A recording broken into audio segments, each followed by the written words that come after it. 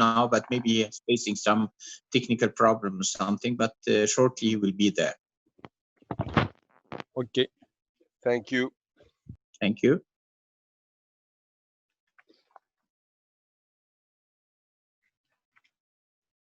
Abu, for the time of sake, I was thinking that maybe you would like to start, because as we had discussed before, maybe Rio finally will not join us.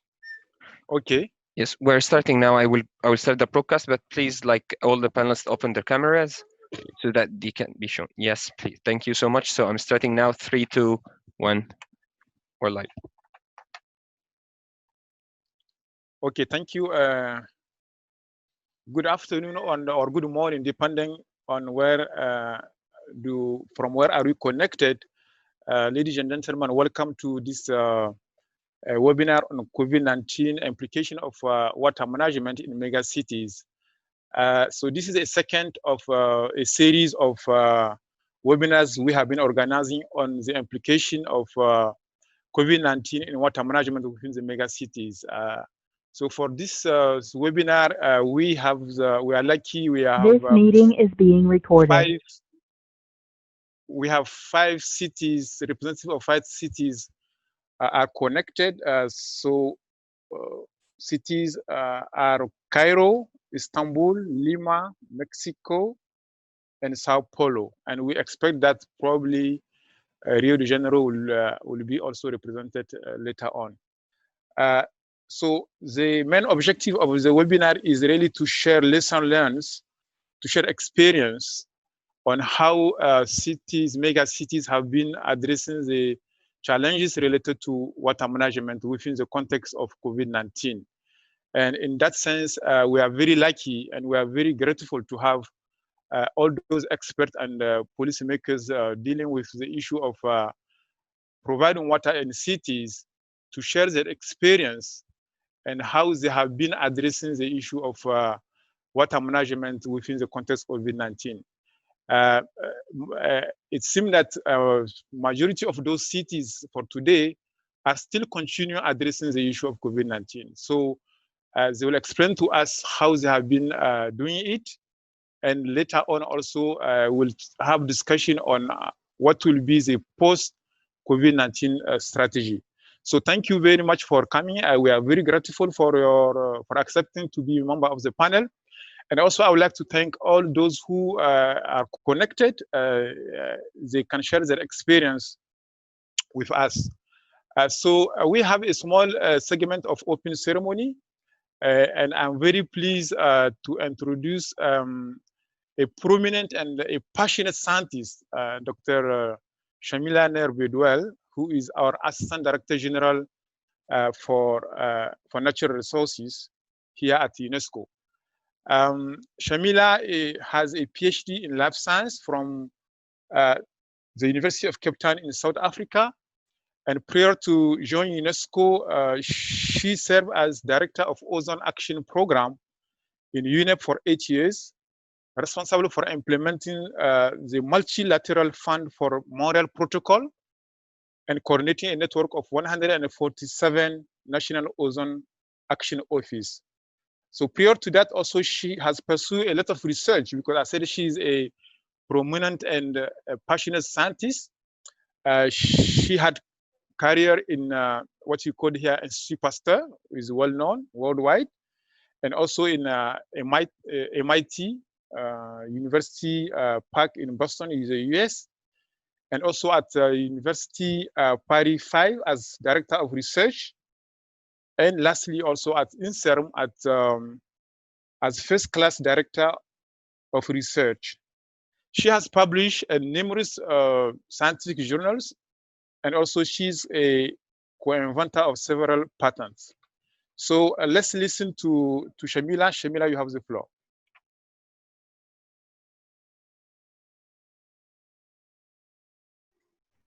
Shamila? Can you hear me now? Yeah.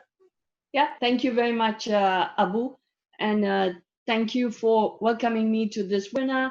Thank you for giving me an opportunity to address all of you.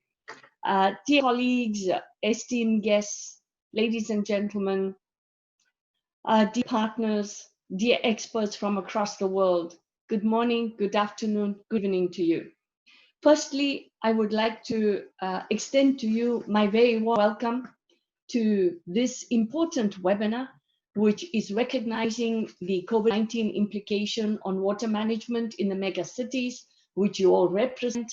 And we are really indeed grateful to welcome you to this webinar being organized by UNESCO, by the Division of the Water Sciences. It's a great pleasure to meet you all virtually, and I do hope that I will have the pleasure to welcome you to UNESCO, your home, in the future. This particular webinar really aims to address the impact of water management in the megacities, not only during this COVID, but also post-COVID. How do we adapt to the new normal since the pandemic outbreak? Now, we see an increase in the pandemic in different parts of the world right now, whereas other parts are coming out of the lockdown. But one thing is for sure, no access to water, we cannot contain the pandemic. Water is an indispensable element of paramount importance, not only for providing sanitation facilities, but for household activities, for hospitals, for schools.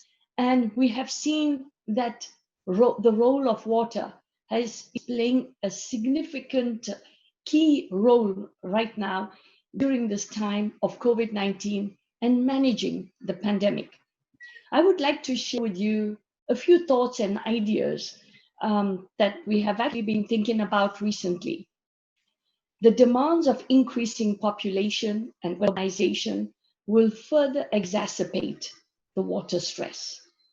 This, coupled with the COVID-19, will have serious implications on all the cities across the world. By 2050, 40% of the world's population will be living under severe water stress. But that 2050 is 30 years away from today. What will be the impact now of the COVID-19 on the already stressed water management services, water resources in the megacities across the world? The World Water Development Report, which is produced by UNESCO on behalf of the UN Water Family. UNESCO is a member of the UN Water Family. And the World Water Development Report, produced by UNESCO this year, had the theme of the impact of climate change on water. But this particular report also looked at urbanization and the footprint of urbanization on water resources. The report, the World Water Development Report, indicates that close to 70% of the world's population will live in urban agglomerations, megacities, by 2050. That's 70% of the world's population. So the size, the density, and the number of urban centers will increase considerably in the future, as they have done so in the last decades. We have been told that we need to wash our hands to avoid the widespread pandemic and to avoid the widespread dissemination of this virus. But how then can we ensure that not only the cities, but also rural areas have access to basic water and sanitation, not only during the COVID, but beyond the COVID? Now, in a report that was produced by UNESCO on behalf of the UN family, there has been recognition for what is called the urbanization footprint and water resources. I have studied in Cape Town. Today, Cape Town is known as a water-sensitive city. How many more cities in the future will be known as water-sensitive cities? So what can we do to avoid this continued stress on water systems across the world? Urbanization can even damage the ecosystems that provide basic water services. As cities grow and they expand, the pressure on the local systems will also increase to the point where the cities have to look further beyond their own footprint, but then go into also rural areas to acquire the water that is needed to maintain the megacities. So the concept of water-sensitive cities is a reality today. How then can we ensure that by 2030, the date when we would need to report on the Sustainable Development Goals, how can we ensure that by 2030, the 43 megacities which are foreseen, with over 10 million inhabitants, have access to basic water and sanitation facilities? How can we ensure that this impact of COVID-19 builds back better, what we are calling today the new normal after this pandemic? But we do not have to wait for after the pandemic. We need to build back here today. So how can UNESCO, throughout its water family, contribute to building back the new normal? I would like to thank all of you here today for bringing your insights on how to approach water management from the perspectives of the diverse panel of speakers and experts present here today, representatives of the megacities, representatives of different sectors. While hearing from you and your experience and the urban practitioners, the public audience, we hope to be able to use better UNESCO's water family. So who are the UNESCO water family? The UNESCO water family is made up of the Intergovernmental Hydrology Program, which is chaired by Professor Fadi Komer of Lebanon, who is a very well-known international hydrologist and at the forefront of promoting international water cooperation. We sincerely thank him also for heading the Intergovernmental Hydrology Program as the chair of the IHP program today. We have this 169 IHP committees in 169 member states. How can we empower them with the science, the technology, the advances, and the terms of reference so that they can help to build back better the new normal? But the UNESCO water family doesn't stop there. The UNESCO water family is made up of a large number of experts working across the world, promoting transboundary water cooperation, sharing of resources in a sustainable manner. But UNESCO's water family also includes 36 Category 1 specialized centers of water across the world and over 50 UNESCO chairs in water. So I would like to call upon all of you to use this UNESCO water family to also provide support to building back the new normal after this pandemic. Some of the critical areas that we need to look at future action for future planning of urban water and climate resilience, or what we would call urban water resilience. Some of the factors that I would sincerely hope that you would address today is really the broader assessment of water resources and water resilience in the cities. That means how to access the technological advances, how to ensure that population growth and economic growth are all taken together in the assessment of water resources, how to manage the competing individual sectors at national level. Hence, there is really a need for urban water resilience. We launched recently in New York what is called the SDG 6, which is access to water and sanitation of the Sustainable Development Goals. We have launched the accelerator framework for SDG 6. Water is the connector for all the SDGs. No water today, no achievement of any of the SDGs, from reducing poverty, ensuring gender equity, but also providing basic services. Water is a basic human right, and we look forward to working with you, to hearing from you, your recommendations, your insights, your experience, helping the global community understand better the concept of water resilience in the cities and also the implication of the COVID-19. Before I sign off, I want to congratulate all of you for the excellent work you're all undertaking. I would like to thank you for joining UNESCO in this unique webinar on the impact of COVID on water management.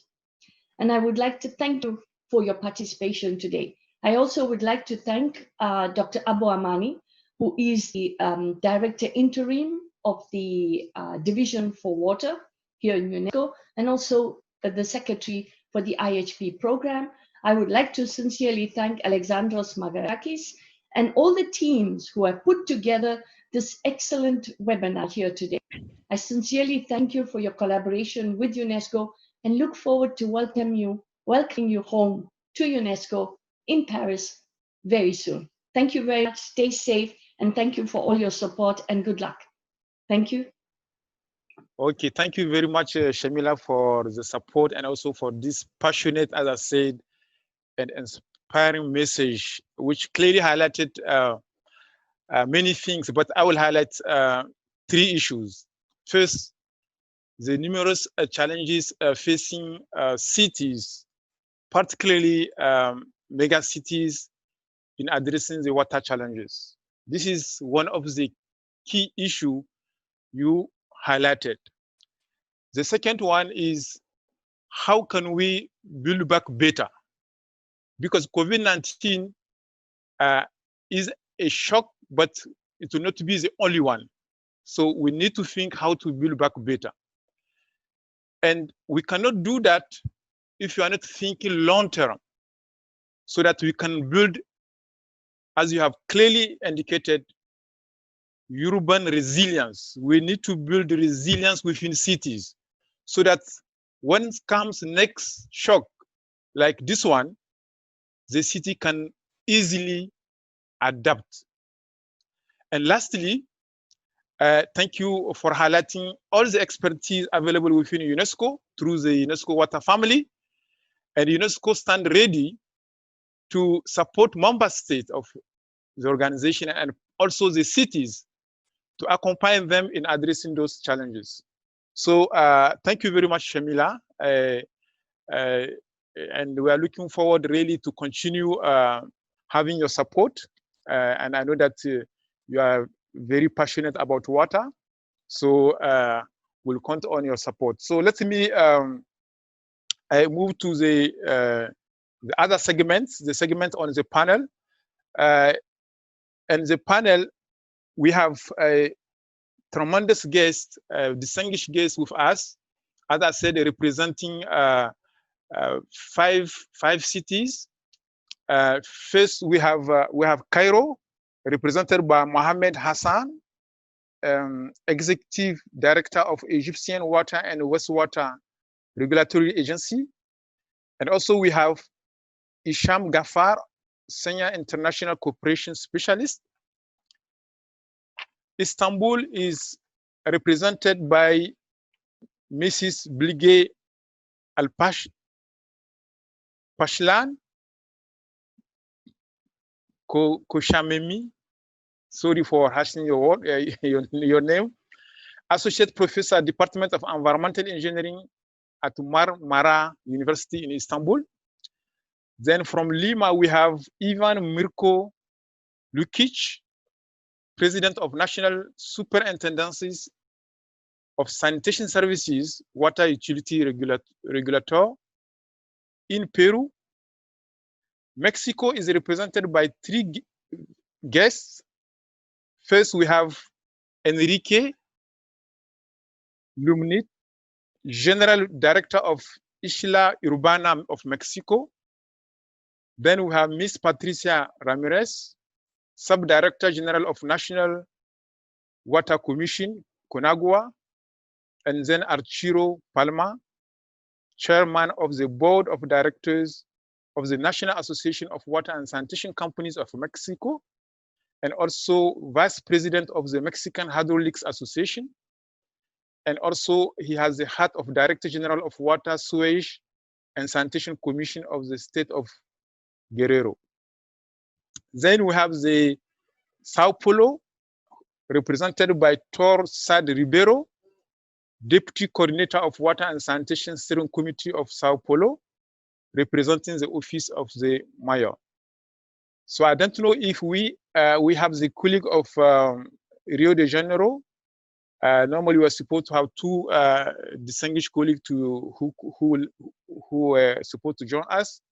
Jorge Biar, President of State Water and Sewage Company of Rio de Janeiro, and also Tiago Mohamed, President of Energy and Sanitation Regulatory Agencies of the state of Rio de Janeiro. So thank you very much for accepting to be part of this this very important seminar. As Shamila clearly highlighted, one of the challenges facing mega cities is how to build resilience, how to address the number of inhabitants within the cities, how to provide water to everybody in a safely manner to everybody within the cities. Taking into account, of course, all the other challenges, climate change, now we have COVID-19. So how, from your side, you have been addressing those issues? So within this webinar, we'll have 3 sessions. In the first session, we'll look at what are the impacts of COVID-19 when it's come to water service delivery, and also all the issue of environmental risk within your cities. That's the first segment concerning the first session. Then we'll look at the responses. How did you respond to address the challenges? What are the strategies you have been putting in place to address the current situation? And then what are the lessons learned? As I said, majority of your cities are still facing the pandemic, but we need to look at forward to discuss the post-COVID. How do you envisage to address such kind of pandemic in the future? What are the actions you will be putting in place? So those are the 3 sessions we'll have.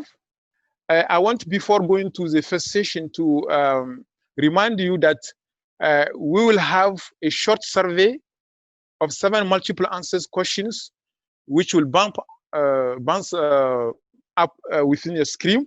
So we ask you to respond to these questions so that it can help us to have your opinion regarding the 3 main subjects related to COVID pandemic. And the result of the survey, we'll share it with you at the end of the webinar. So without further ado, let's move to the first session. So the first session, as I said, concern the impact of the pandemic on water services delivery.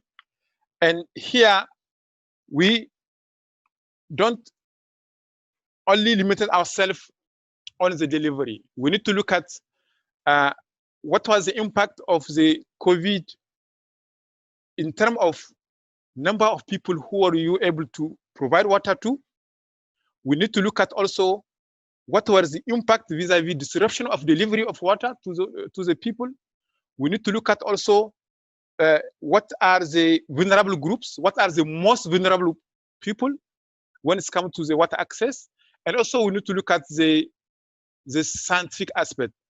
Is there any sign from your cities and the existence of the virus within wastewater, for example, the sewer system? So those are information which are extremely important so that it can help to plan the future in terms of monitoring the virus within cities. So those are the different questions we will have.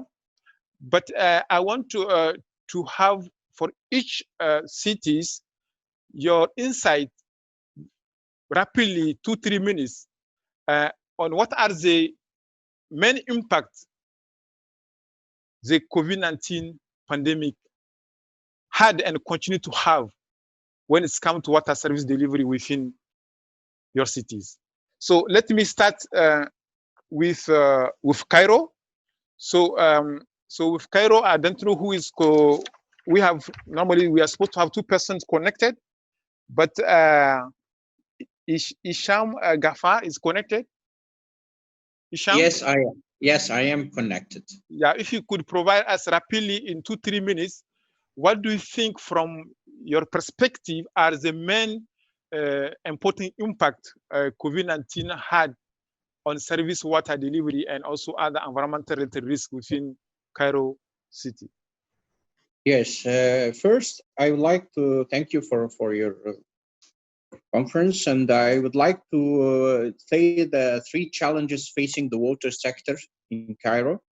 First them is a loss of revenue because the collection rate is being dumping.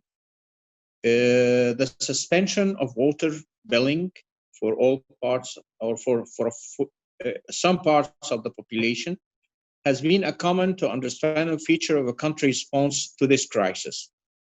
And also reduce availability of critical materials for operations such chemicals of water treatment, fuel of water and pumps, spare parts, covering labor costs and providing adequate personal protective equipment to their staff at a time when income is drying up a little bit because of the COVID. Also, the divert in investment to meet a more urgent necessity of funding emergency response. This is affecting areas such as expansion of service as asset rehabilitation and other capital expenditures. We would like to add a possible short and term intervention focus on technical interventions in 3 areas: response, recovery, and resilience. The sustainable supplies of adequate water availability with acceptable water quality. This will involve a supporting storage, supply and treatment solution, and resilience water management, as well as increasing affordable and sustainable access to sanitation. There are numerous public health consequences if we don't address equitable water and sustainable access. And of course, my colleague, Dr. Farag, can add something on this issue. He's with us at this meeting because he's a professor and he is the deputy of the executive director of the Egyptian Water and Wastewater Regulatory Agency in Cairo. So please, Dr. Farag, the floor is yours. Okay. Hassan, Dr. Dr. Farag? Is he connected?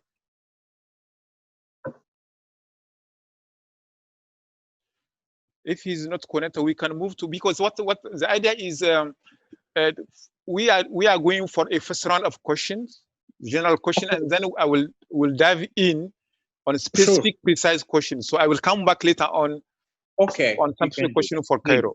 Okay. Yeah. Okay. So let's move to the next city, Istanbul. This is Bilge. You have to unmute yourself. I'm sorry. Okay, good morning, good afternoon to all of you. Yeah.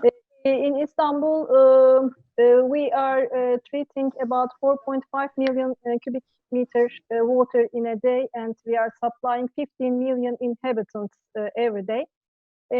Fortunately, during the pandemic, we continue to supply the water to the inhabitants regularly.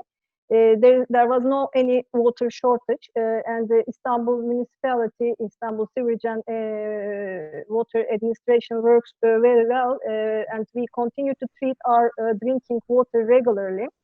In terms of, but certainly the consumption increased about 30%, but we don't have any water shortage, although the increase in water requirement.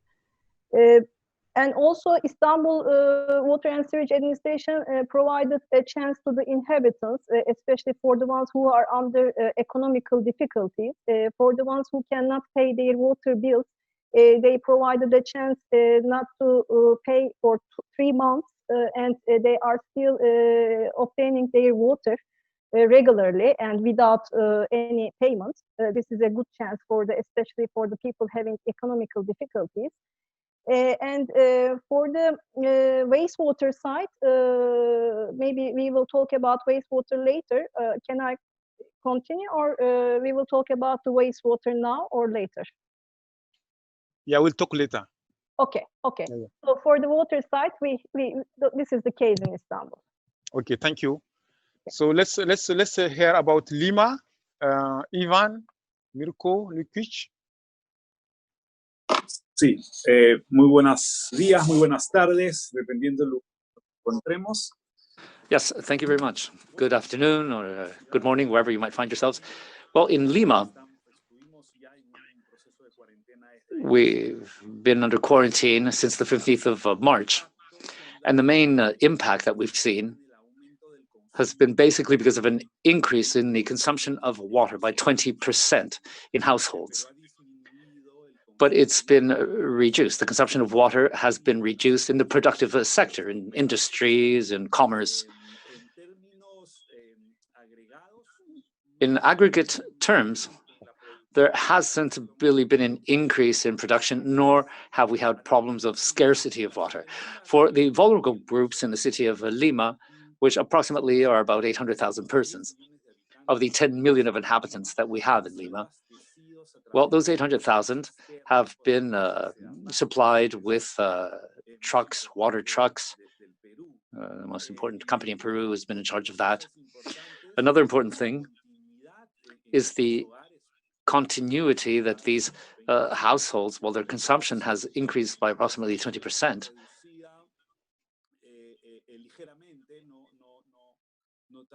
And what we've seen is that there's been a slight reduction because of the sectorization of the different networks. This is thanks to the interconnection of the different networks that we have. And it's important to say that the income that has been achieved by the company, the water company, has been reduced in the first few months. At a national level, we have figures, average figures, of approximately 50% of the income that's been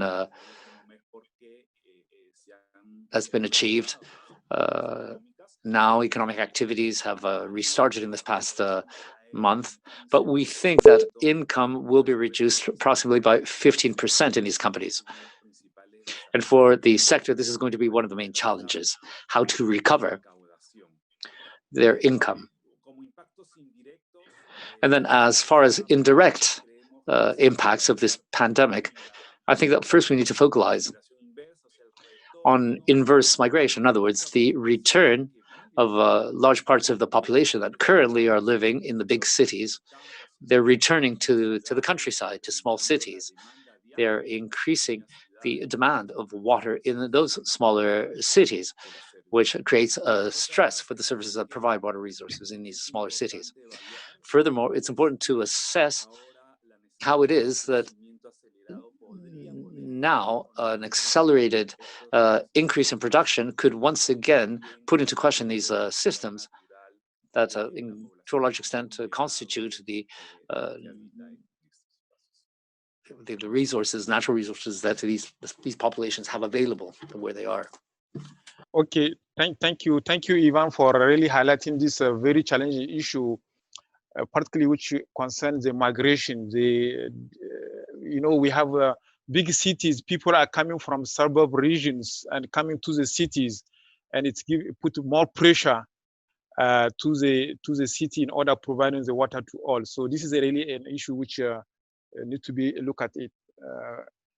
Let's now move to the other cities, Mexico. So for Mexico, I don't know who could give us an overview of the main challenges, impact of COVID-19 on the water delivery. Maybe Enrique, 1 minute, Enrique.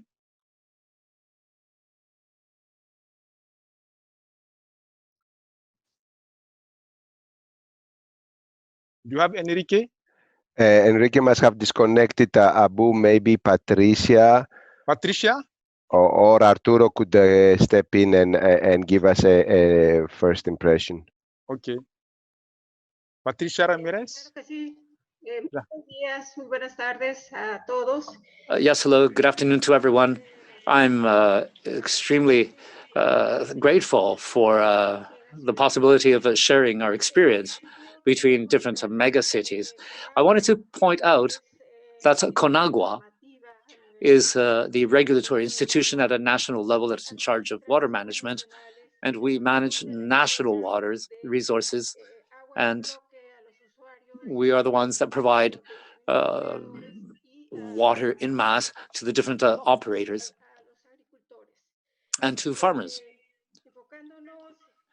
Now, if we look into the metropolitan area of Mexico City, the National Commission for Water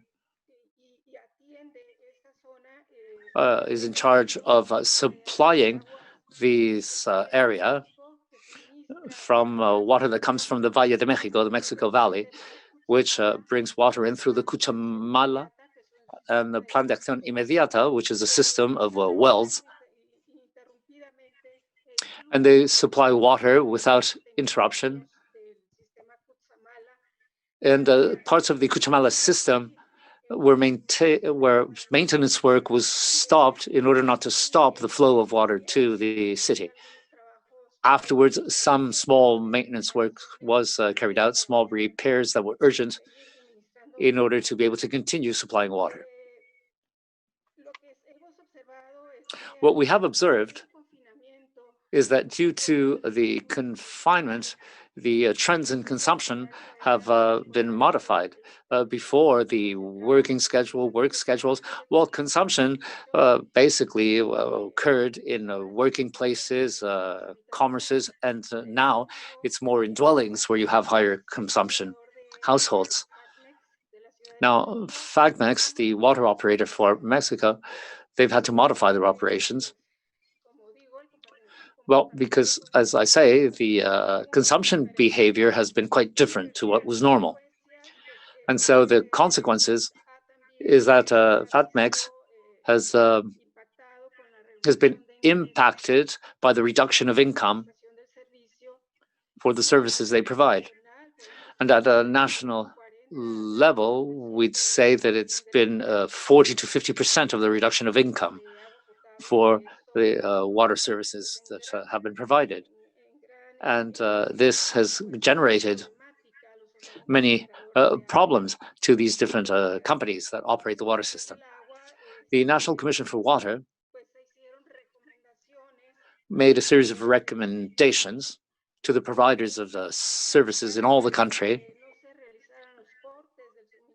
in order supplies not to be cut, even in cases where the users haven't been paying for the services provided. We know that this is difficult for the different operating companies, but it's a question of health. It's a contingency plan. We all have to make efforts to be able to face the new situation. Now, again, if we consider the metropolitan area and vulnerable groups, the statistics that we have is that more than 50% of the inhabitants of the metropolitan area of Mexico City are living under poverty conditions. And so we have to pay special attention to these areas, since this is a population that are normally in irregular settlements that are inadequate for living premises. And for example, in Iztapalapa, Gustavo Madero, in Capectec, Sao Paulo, Valle del Charco, in the state of Mexico. And well, in normal conditions, these places do not normally have a good supply. So what was done in coordination with the state, with the operating company and the National Commission for Water, we've attended to the needs of these populations by use of water trucks to be able to provide water to these areas, especially for health reasons. Also, I'd like to say that in the metropolitan area of Mexico City, we have almost 9 million people. So it's an enormous challenge to be able to offer continuous supply to this immense population. The different aqueducts, the different systems are supervised by the National Commission for Water. And for Mexico in particular, one of the main challenges is to be able to have the resources necessary to be able to pay for the light bills, electricity. I'm sure that Arturo and others will be able to refer to all the efforts that we made 2 or 3 years ago. We've doubled the price of water services. Yeah. And this has turned everything into a much more difficult challenge to face. Okay, thank you, Patricia, for this detailed example of what Mexico City has been facing vis-a-vis delivering water to those who need the water during this pandemic. Let's move to Sao Paulo. Torsad Ribeiro, could you also give us an overview of what are those impacts of COVID-19 on water delivery within Sao Paulo? 2-3 minutes, please. Sure. Good morning to all. So Sao Paulo is a huge city. We also have water provision is now almost universalized, but we have many service gaps. And we have a big problem with people who get water but do not get it all the time. So when the pandemic hit, we were very badly hit here. I'm sure everyone is aware that Brazil is one of the worst cases. We were very, very worried. We had just created a steering committee for water safety in all its aspects, and we have devoted this committee almost entirely to the question of the pandemic. We have a big governance problem here. We have a company that runs water provision and sanitation, and it runs it for almost all the state of Sao Paulo. We were making sure that the service was provided in a correct manner and that people had water. The thing is, a lot of people couldn't get the water all the time, so they delivered some water tanks for people to have it in their homes. Also, we have a big number of people who live on the streets, homeless people, and we made sure that some toilets were built, and we built also around 150 water fountains in places where these people usually gather and live.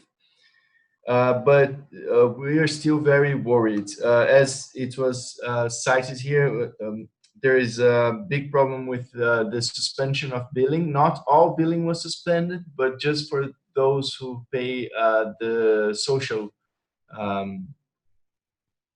tariff, not the full tariff. The full price. Sorry, the social price, not the full price. We also had the regulatory agency and the company, the water company, suspended a lot of services. I mean, to make sure that the stations are running and things like that. We are fighting them a little bit over this. Yeah, I think the overview is that we're very worried. The situation here is very bad. Having people not having water to wash their hands, to drink, to make sure they're safe and their family are safe is very worrisome. And I think we have worked through the worst of it, but there's still a long way to go. Okay, thank you very much, Torsad Ribeiro, for highlighting this issue of the most vulnerable. I think the effort made to deliver services to even those who cannot afford, not to cut their provision is something which is very, very important. And I think it was also highlighted in the other cities. A big effort was made to support the most vulnerable, to have some good arrangement on how to provide water to them, either through water tanks, giving them an effort so that their bill they can be paid it later on. But all those arrangements are very, very important, because we need to keep in mind those who are most vulnerable are unfortunately also those who are most exposed to the pandemic. So that effort of having the most vulnerable is very important. And also from this first exchange, I identified the fact that there was decrease of revenue in many of those, for the many of the operators. And this is an issue, of course. I don't know how the government was able to support the operators so that they can fill that gap in term of revenue.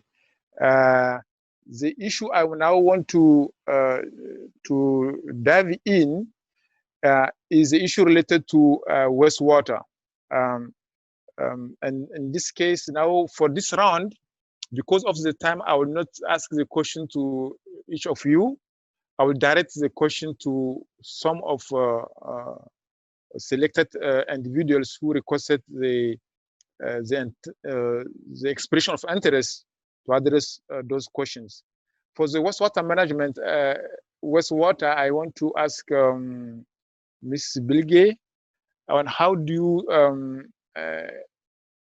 you see within the wastewater and the COVID, the virus, is there any sign from your side on the existence of the virus with the wastewater, or also with water which coming from sewage? Okay, thank you. Okay. Okay. We first of all, in Turkey, we are performing a project. We are working on a project for the surveillance study about the SARS-CoV-2 virus in wastewater and sludges. This project is coordinated by Ministry of Turkish Agriculture and Forestry under the coordination of Turkish Water Institute.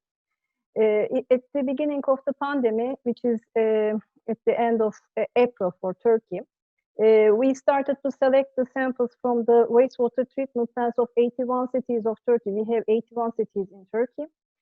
And we started to monitor the SARS-CoV-2 virus concentration in the wastewater treatment plants, not in the influent of the wastewater treatment plants, in the influent, effluent, in the primary and waste activated sludges of the treatment plant. So we have a huge data about the fate of SARS-CoV-2 in wastewater treatment plants. And what we observed from this data, the virus in wastewater is expected in sludge. So we monitored the virus successfully in the influent, especially in Istanbul. Since this is the case here, megacity of Istanbul, because 65% of the cases were in Istanbul, in Turkey. So we first focus on the Istanbul wastewater treatment plant.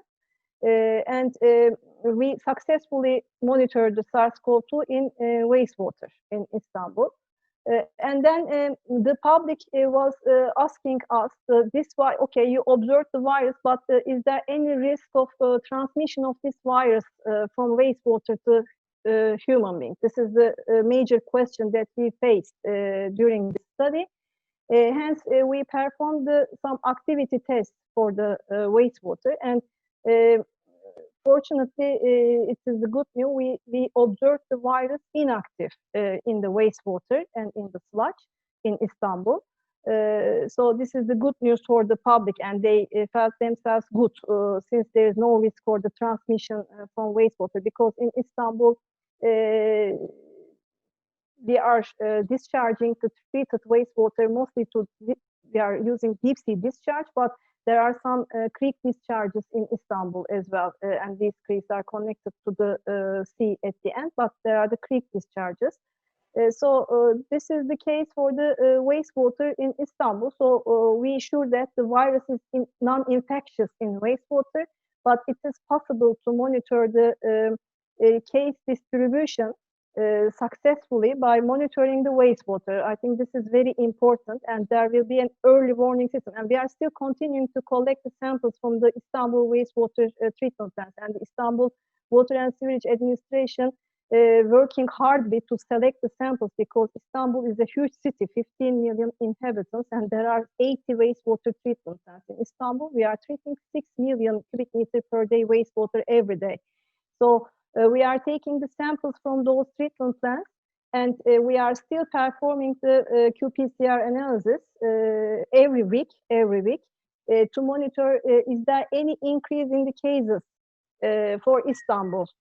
We are trying to monitor, and we are trying to develop an early warning system for the government, and if we see any increase in the concentration, we will warn the governments there is something wrong in Istanbul, because you know that the blood tests and the swab tests are not directly representing what is going on in the city, since they are only performed for the symptomatic patients. But when you monitor the wastewater, the asymptomatic patients are also successfully be monitored. We observed this.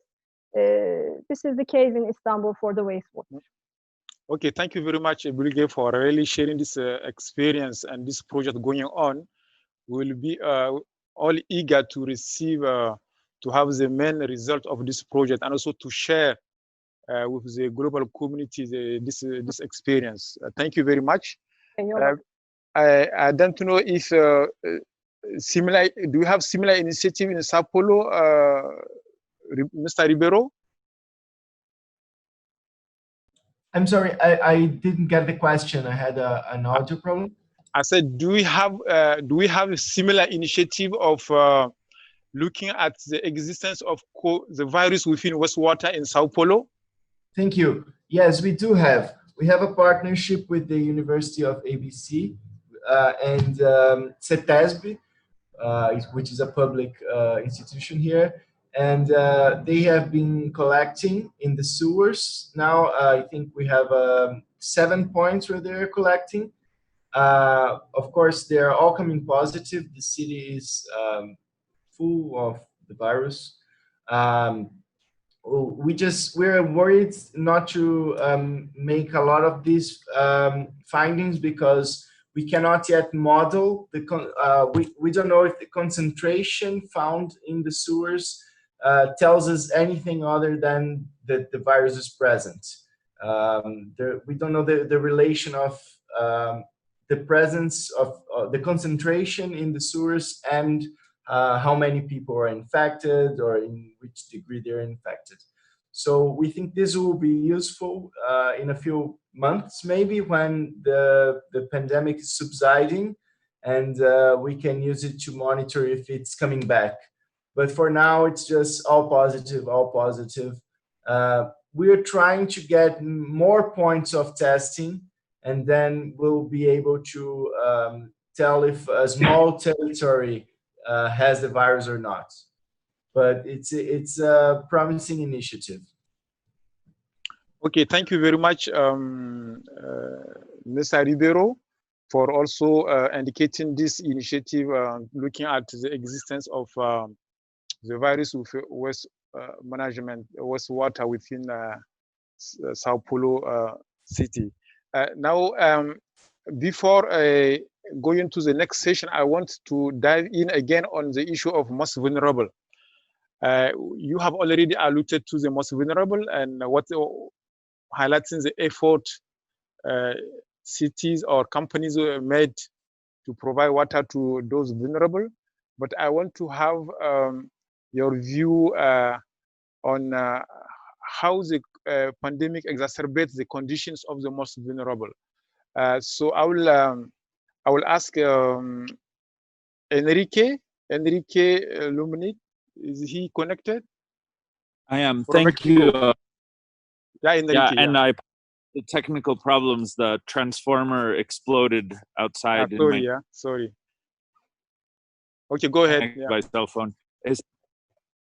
So I think that the pandemic exacerbates a lot of the kind of spatial inequalities in terms of water in the case of Mexico City. You know, Mexico City is a city where, on the one hand, you know, we're on the sort of Nature Conservancy's list of 10 cities most likely to run out of water. So we are in like a sort of a general water crisis that's very pronounced. But I think it's a crisis that, and I don't think this is particular, I think that this is common in many cities, but it is very marked by inequality, no? So you have certain parts of the population, for example, wealthier neighborhoods in Western Mexico City who might have per capita daily consumptions around 800 liters, even in some cases, daily per capita consumptions. And then you have other parts of the city where you have daily per capita consumptions, 30 liters, 40 liters, no? So you have very extreme differences. And the pandemic effect, we work in peri-urban, high water, precarious communities. No, we're a civil society organization that works with water access. And so everything just compounds because it's the people, these things that we know, no, they can't stay home. They have to go out to work. They work in the informal economy. They depend on public transport. They're peri-urban, so they spend a lot of time and do multiple transfers on public transportation. And they are in these conditions where they get very little water from the municipal system, no? So they get water maybe 1 day a week, 1 day every 2 weeks from the grid, or they get water from tanker trucks. They don't consider the water from the taps to be potable for drinking water, so they buy these big bottles of water for drinking. So it's a very exacerbating situation what we observe, no? Like people lose their jobs, people have to go further out or are roaming around the city looking for work. They're spending on average between about $100 and $300 a year on just bottled drinking water, which is a lot. In these contexts, between 2,000 and 6,000 pesos per family per month, just on these water bottles, no? So that's the condition, and it's a very exacerbated condition in the context of the pandemic. Even though these are the people that are not staying home, and they're the ones whose lives are going on as if there was not a pandemic, but it's affecting them very much. The work that we do is focused on, we install rainwater harvesting systems, and we do work directly with communities in order to develop rainwater harvesting capacity, both teaching people how to do it and working with local governments on policy.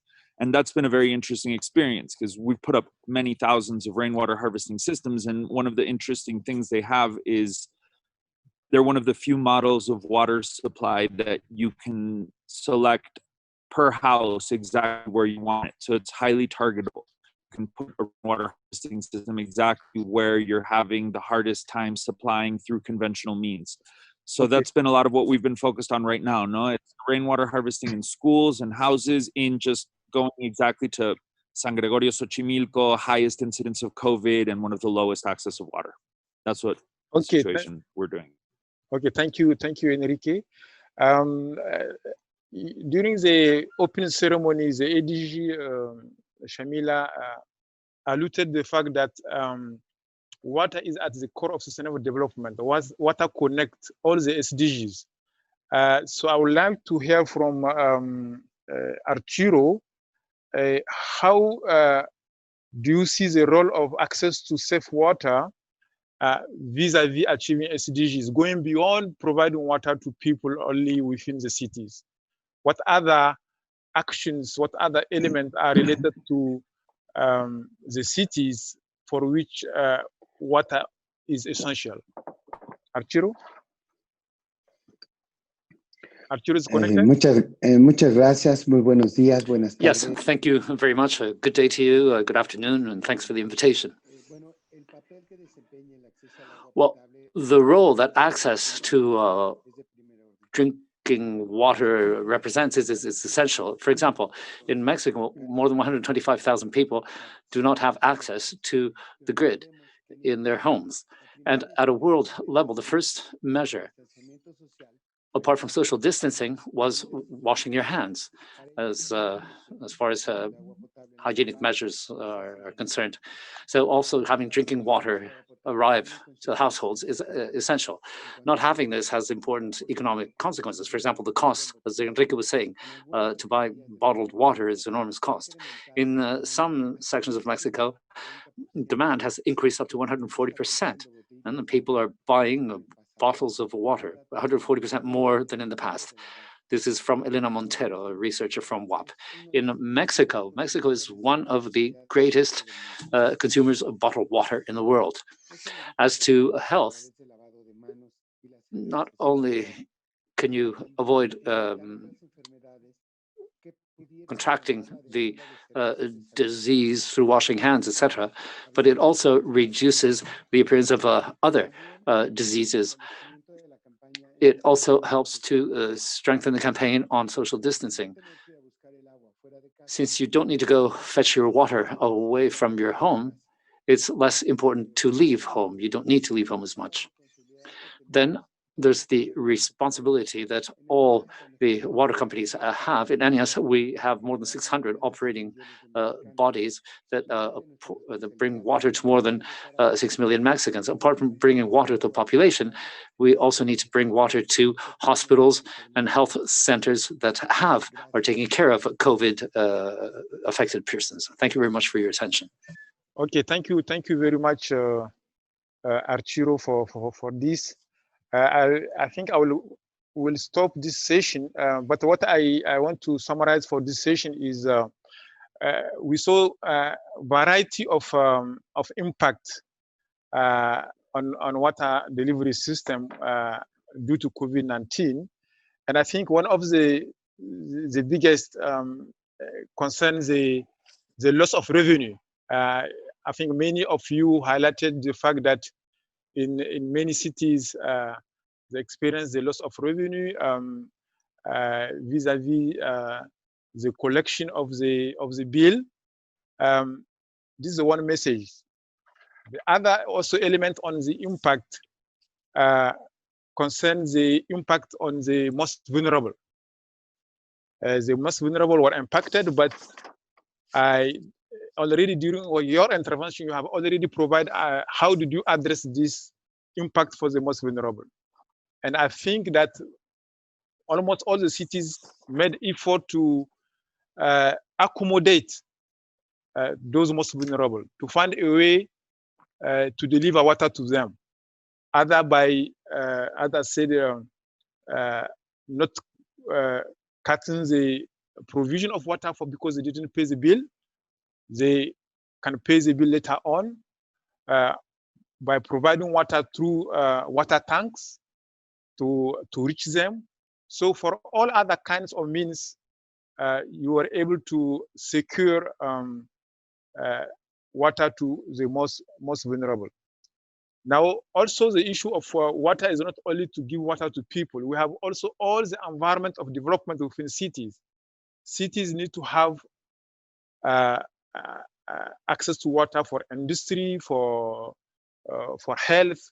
So all the others also services were able to also to be provided with water.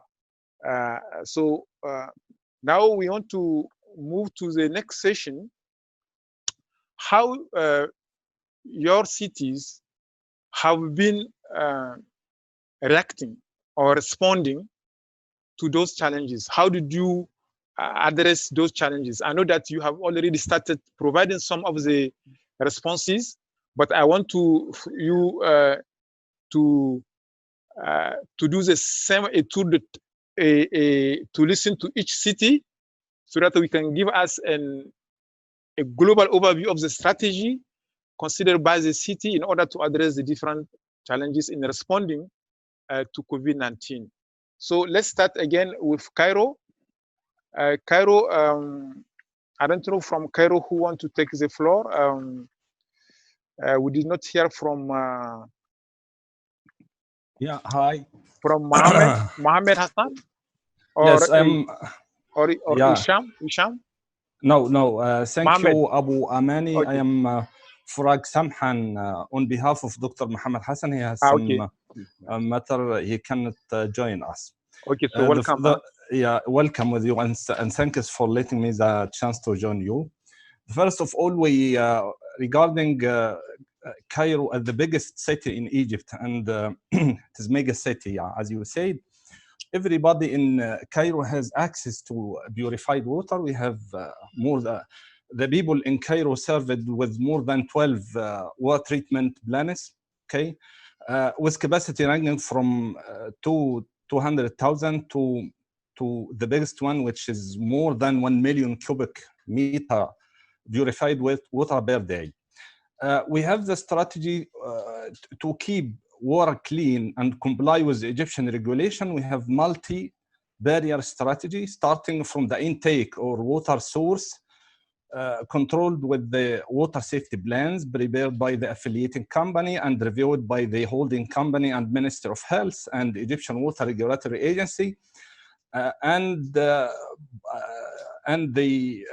drinking water treated by different stages.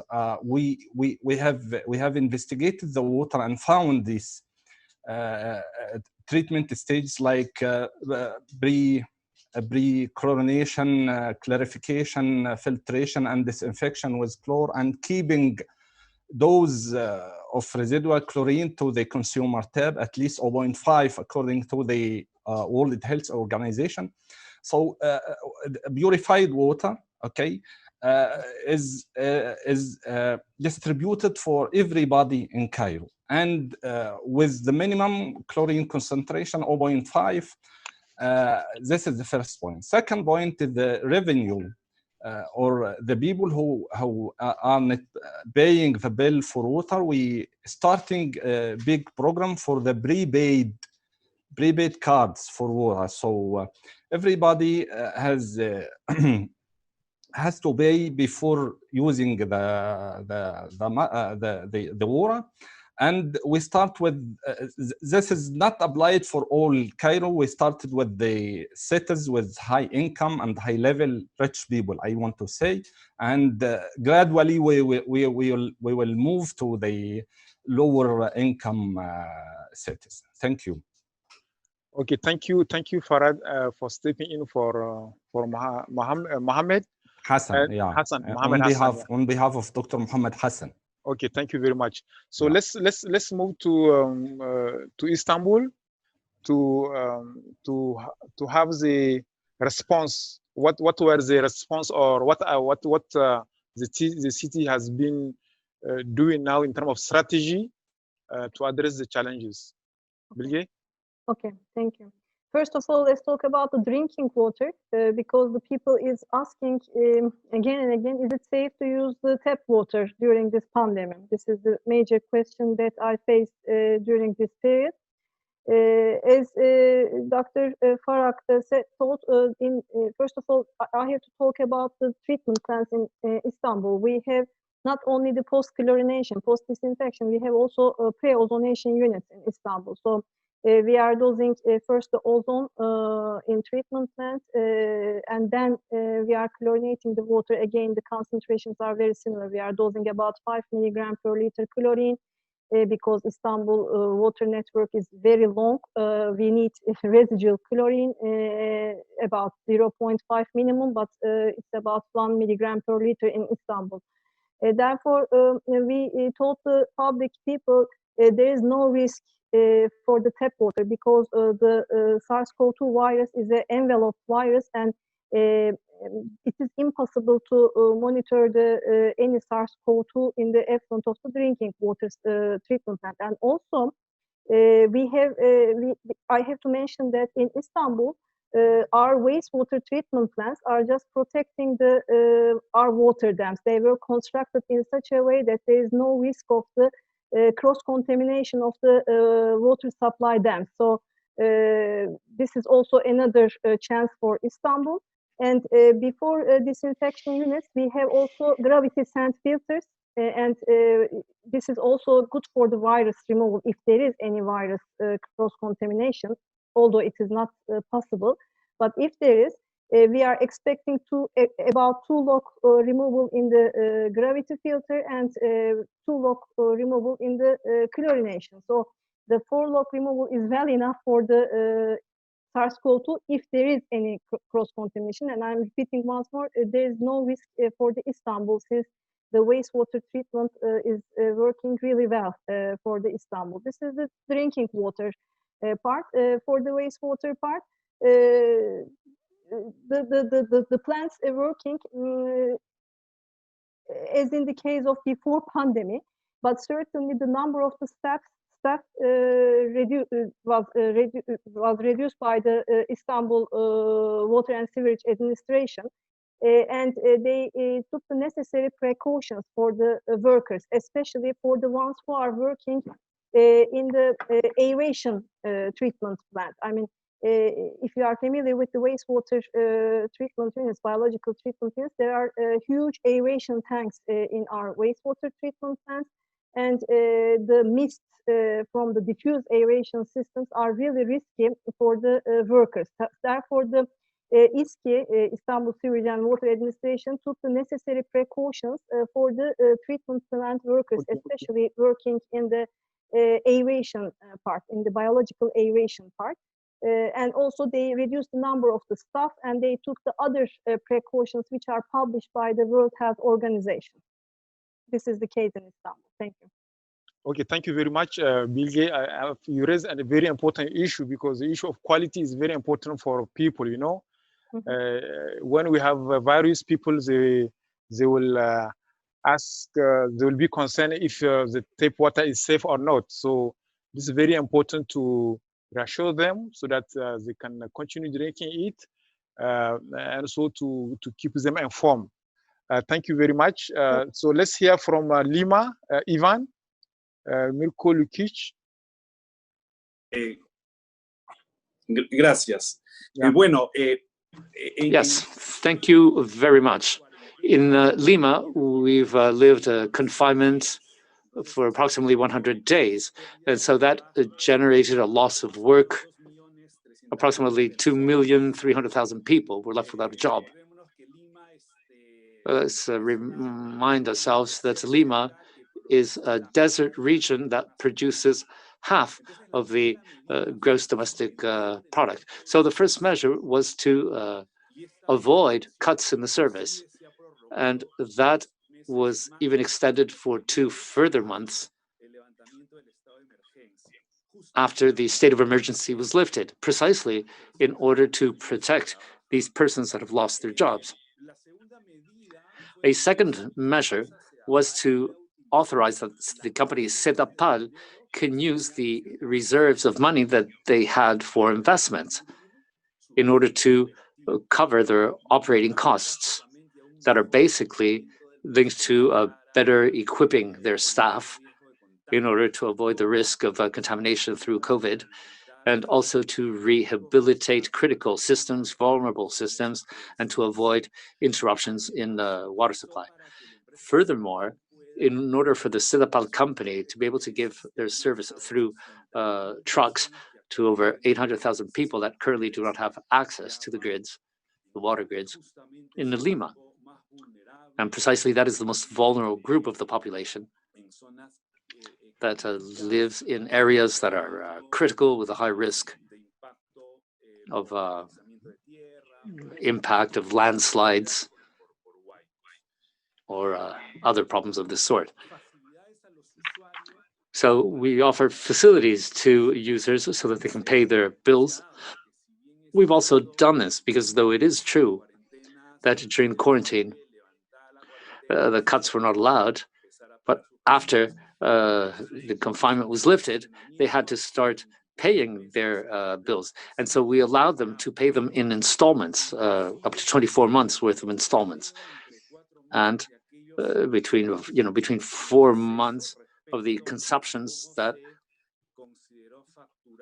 were superior to what was going to be billed during the COVID crisis using the historical consumption figures. In other words, all bills that are more than 100% exceeding the normal consumption, they are charged using a coefficient. Now, all of this system has been publicized on web platforms, and there's even 60 phone lines to be able to attend the different customers on the phone. And other new things, implementation of the Participate Neighbor program, which offers spaces for communication. Another important measure was to center our attention in seeing how water access goes in hospitals, in penitentiaries, and other critical points. Also, the companies that are in charge of making the water drinkable, make sure that they're working properly, that there's not oversaturation, and an adequate use of the funds and the reserves that the operating companies are using to cover these costs, these increased costs. So basically, these are the main measures. Okay, thank you very much, Ivan, for this comprehensive responses, because I realize that we Lima did really respond with a variety of actions, and I really appreciate all those actions, particularly the actions to avoid to cut the services of water, because water is vital resources. So if people are jobless, if they cannot pay their bill, and then in addition to that, the service will be cut, is not really very good. So the effort to really keep the services to provide water to people is very, very, very important. So let's move to Mexico. So for Mexico, also to provide an overview of the measures responses, maybe Patricia Ramirez. Patricia?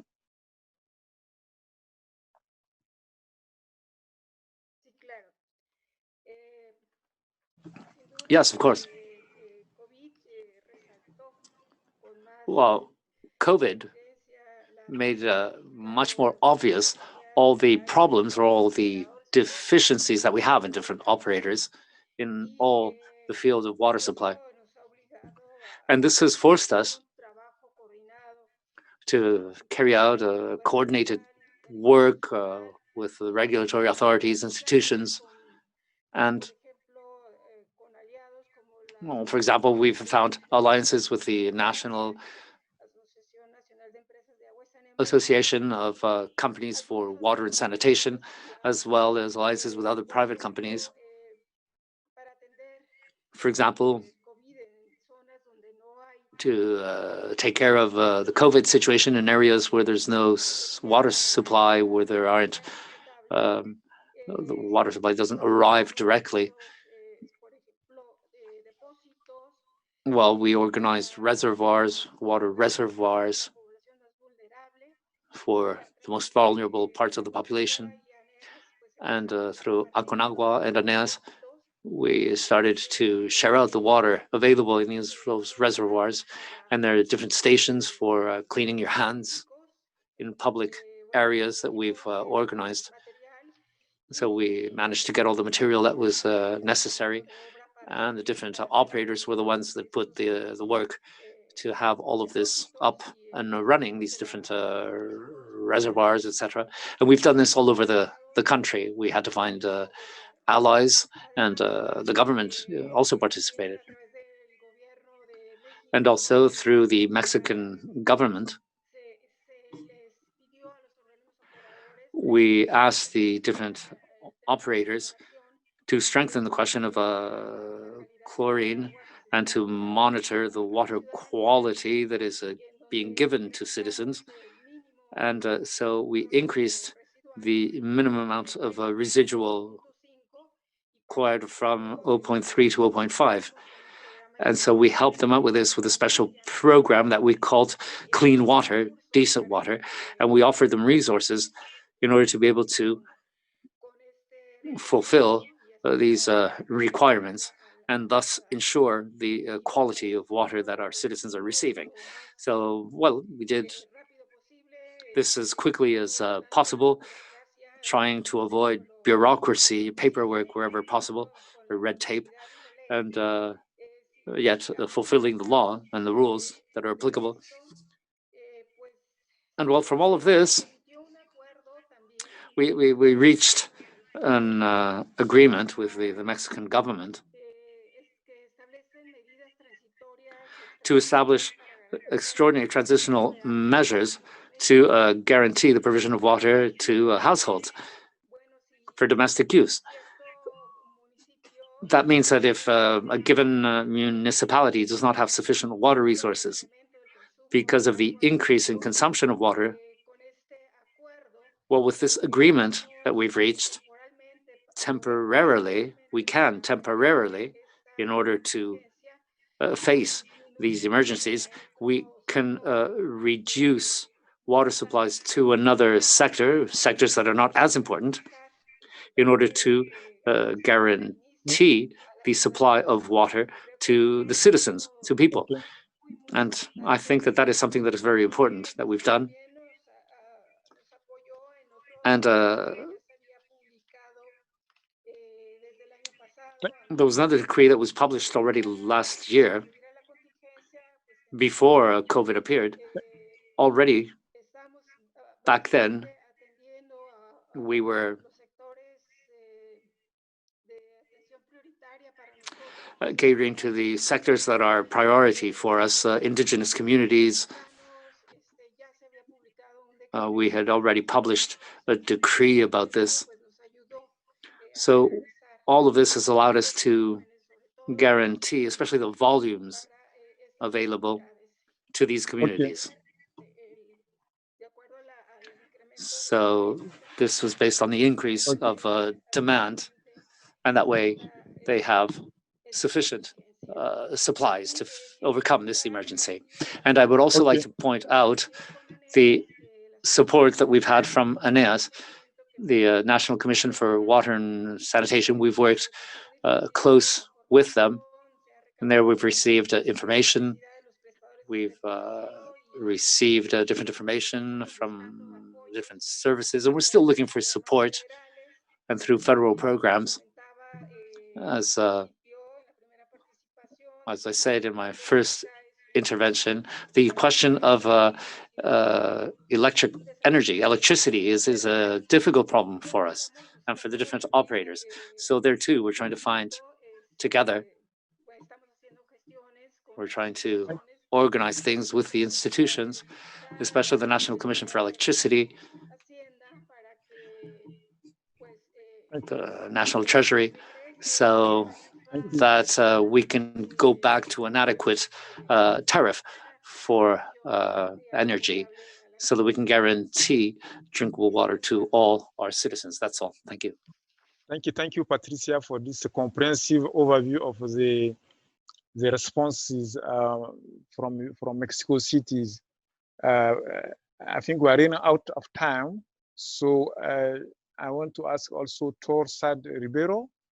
Can you also indicate to us rapidly what are the responses initiated within the Sao Paulo? So I speak from the point of view of the city, right? I'm with the city. Okay. We have a water sanitation company, and most of our problems are governance problems, because we have the city, we have the state, we have the federal government, and we have the company, and also an agency that's supposed to overview the company. Supposedly independent agency, let's put it this way. So we have negotiated with them the service cuts, the suppression of service cuts. It's also in effect right now. It was not taken lightly, as I can say. It has a revenue impact, and it was not publicized. So the population, most people are not informed of this, but no one's getting their service cut, thank God. So this presents a financial problem. It's consumption. The prices are divided in 4 tiers: commercial, residential. Then you have social prices, and then you have slum prices, which are very low compared to the others. Now, this as commercial activities is down. The whole financial scheme of the company is very complicated right now. But we have, in the commission, we have brought the issue of water as a human right, as opposed to water as a commodity. And I believe it was very important to keep it this way. I've already talked about the water fountains, the sinks, the favelas, the slums are our biggest worry. Most people who live in this condition, they live in very overcrowded conditions. Small houses with 3, 4, 5, 6, 8, 10 people sometimes, and it's hard enough for people to quarantine in this situation, or to not go out unless it's an exceptional circumstance. But without water, it's completely impossible. So this was our biggest worry, to make sure services running most of the time, and that people are not getting the water cut in a time where there has been a big revenue shortfall. Thank you. Okay, thank you to Said Ribeiro for this situation regarding Sao Paulo. After this round, unfortunately, we are running out of time. I know that we got a lot of input in terms of responses, but I think there is one missing element. Maybe I want Enrique to provide light on this, on the use of technology, new technology. Could you share light to us on the use of technology? The city of Mexico considered in responding to the COVID. Enrique? Yes, can you hear me? Yeah, please briefly, because we have again the last session. Thank you. I'm not in general an expert on technology, and so I see that there's many things that are being done, but really my specialization is on a very specific kind of range of technologies. Okay. Have to do with localization, things like rainwater harvesting, and I think that to speak about that is that I think that one of the things that have been exposed in this situation is the importance of localizing and decentralizing supply, at least to a certain degree, no? So a lot of our focus has been on how do we start building much more community and local level water supply models, where I think that things like rainwater harvesting, wastewater recycling, and just in general, like technologies to promote efficient use are very important. I think that we have some very clear gaps in technology that we need. We have big problems in terms of measurement of water in general. And I think that we need some very simple technologies that could facilitate things like the use of water truck deliveries and stuff like that, where right now, for example, people ask for a water truck and that water truck might take 1 to 4 weeks in many cases to arrive at their house. And there has to be someone at home all the time in case the truck comes, because if they're not at home and the truck comes, then they lose their place in the line. So you have all of these families in the peri-urban part of Mexico City where they always have to have someone at home in case a water truck comes that day. And I think that these things should be easily solvable with technology, with very simple communications technology. And I think that there is this very big issue and importance right now on how do we develop much more local level water supply models that can at least supplement, so that in the case of a severe contingency like we have right now, people are not entirely dependent on systems that are a little bit overspread. Okay, thank you very much, Enrique, for highlighting this example of localized technology. Effectively, technology is very useful. Even identifying, localizing where is the challenge, where do you face challenge is very important. Yes. And we know that technology is very, very useful. So let's move. Unfortunately, as I said, we are running out of time. So let's move to the third and last session, which is extremely important session. Looking forward, I know that some of your city are still facing the pandemic, but we want to hear from you. How do you, so far, what are the lessons learned so far, and how do we envisage the future in order so that your city can be more strong in order to adapt to better to the situation. So we have many issues on this question, but we can also identify what are the emerging opportunities. Generally, when we have challenges, we have opportunities. What are those opportunities we believe that we can build on? And also, what kind of do you need, for example, to improve your services, your systems, your network for the future? What is also, what do you see in terms of scientific monitoring? You remember we, during the previous session, we discussed wastewater, the existence of the virus within the wastewater. Monitoring the virus within wastewater could be a monitoring system to alert, and maybe this could be something which can be upscaled and could be considered in the future. And also the governance, the issue of addressing the COVID is not only a water per se issue, is we need to collaborate to do partnership with other sectors. And so we need cooperation. And what do you think about it? So let's do the same thing also, have a round of table to have your view on the lesson learned so far, and also on the future action to make your city more resilient to such kind of pandemic. Let's start with Cairo, and then this time we'll listen to Isham Gaffa.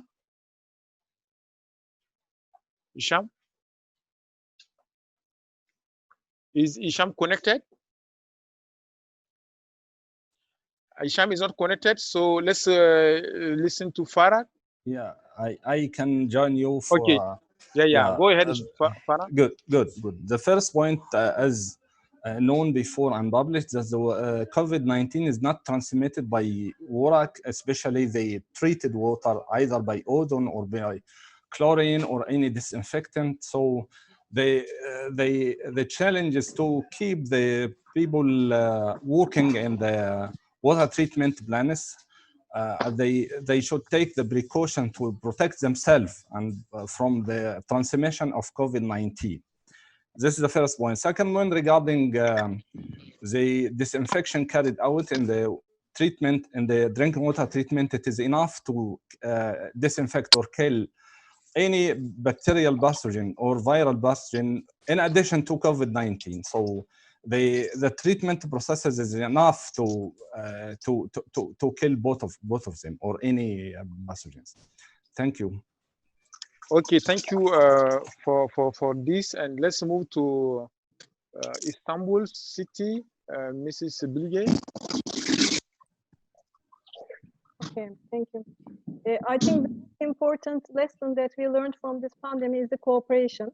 The people started to cooperate with each other. For example, I can talk about the project that we are working on in this nationwide surveillance program. The different groups work together. This is the first time for the Istanbul government. In the project, there are governmental people, ministry, Turkish Water Institute, and state water works work together with universities. For example, me from a Marmara University as a scientist, and there are virologists, and there are also municipalities and private companies who are operating the treatment plants, chemical consumable suppliers, and we all work, and media, we work together. This is the first time for Istanbul, and we worked very efficiently for the project. This is really a good outcome of this period. And if you ask me what we have to do for the future, we learned that we have to be ready for the other pandemics, not only for the SARS-CoV-2, we have to be ready for the other pandemics. And in my opinion, as a scientist, we have to focus on the biosensors, and we have to somehow adapt the biosensors to the wastewater treatment plants. This is a very new technology. We have still many unknowns about biosensors, but we have to do this because the best early warning system for the viral pandemics will be the biosensors. And unfortunately, there is still no any biosensor developed for the SARS-CoV-2, but there are the groups working on those biosensors, and we are also involved in these groups. But unfortunately, there is no any biosensor which is specific to the SARS-CoV-2, not yet. But we have to focus on this as scientists. This is really important, and also for the big cities like Istanbul and for like other cities, we have to somehow identify the location of concerns, and we have to take them samples, and we have to monitor those location of concerns very carefully. What I mean by location of concerns, for example, the airports, for example, the touristic places, those are really important, dormitories, nurse hospitals, those are really important. And in Istanbul, we haven't now taking samples, not yet from the airports, but in my opinion, the big cities have to focus on, mega cities have to focus on the airports, and this is if there is a touristic place in Istanbul, Istanbul is not a touristic place, but in Turkey, we really focused on the touristic places in the Aegean side and the Mediterranean side. We just identified the location of concerns to monitor, to make a warning for the pandemic. So those are the lessons that we learned during this pandemic. Thank you. Okay, thank you very much, Bilge, for highlighting this issue of cooperation, working together. If you have a challenge like COVID-19, we cannot work alone. And the fact that you highlight this issue of cooperation is something which is very, very, very important. I think we need to consider as lesson learned. The biosensor also very critical. I can add one more thing. As being a scientist, being scientists, we learn to share data with each other. This is also really important, okay? Previously, we are sending our manuscripts directly to the journals which are under Science Citation Index, and it is very common to publish data directly in preprints, and we are sharing all information with each other. It is really good. It is really good, and this came with the pandemic. Okay. That's good. That's good. Okay, let's move to Lima, Ivan. Bien, muchas gracias. Bueno. Yes, thank you. Well, in fact, every day we learn new lessons. That is the truth. Obviously, public policy has to base itself on established facts, so we have to work together with specialists. That seems obvious. And then what we were doing with sanitation was not really up to date with technology. So this new organization of work, remote work from home, well, I think we should use technology in all this.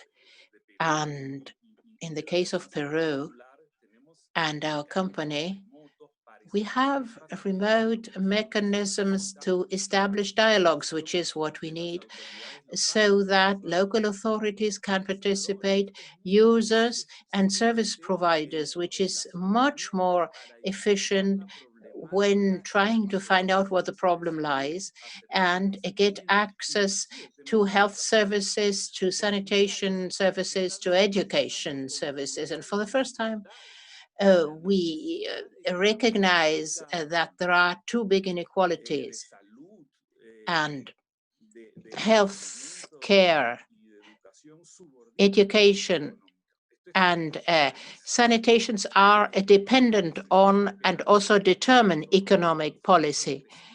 We can no longer wait that results of our economic performance will benefit the poorer parts of the population. It's extremely difficult to achieve that. And as to organize provision of services, what we think is important is that healthcare and sanitation have to be put under the control of central government. It cannot be left to the limited budgets of local government or regional government because it's simply too important for the country as a whole, healthcare and sanitation. And we cannot leave it to lower government level, which don't have the financial resources and other resources. We also have to coordinate fixed and mobile services. When there is no access to the network, mobile services have to be put into place. And also the risk assessment of operators have to be taken into account. We need responses for possible pandemics, and that's what we're analyzing at present as well. And then territorial management of sanitation, that is something very important. It can't be disconnected. We can't disconnect cities from urban centers, from rural centers, which is what we tended to do in the past. And from the point of view of supervision, we have to invest more in information technology and equipment for remote monitoring of a number of variables and indicators of service providers and the quality of services provided. I fully agree.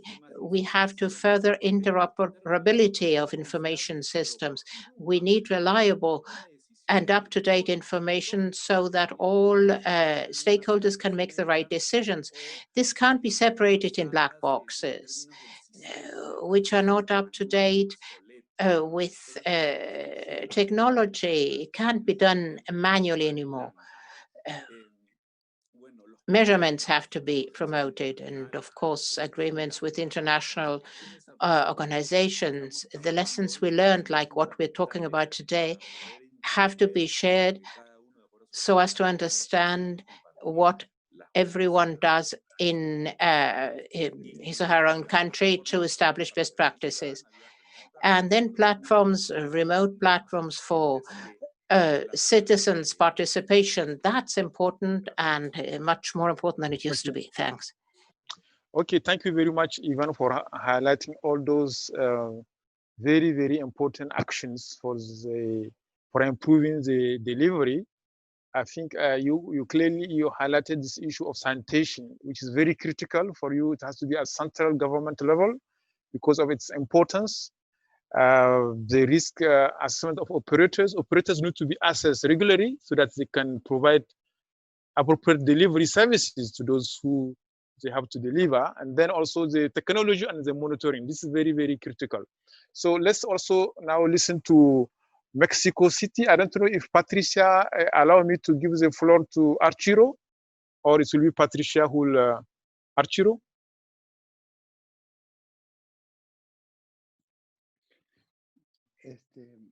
Sí, gracias.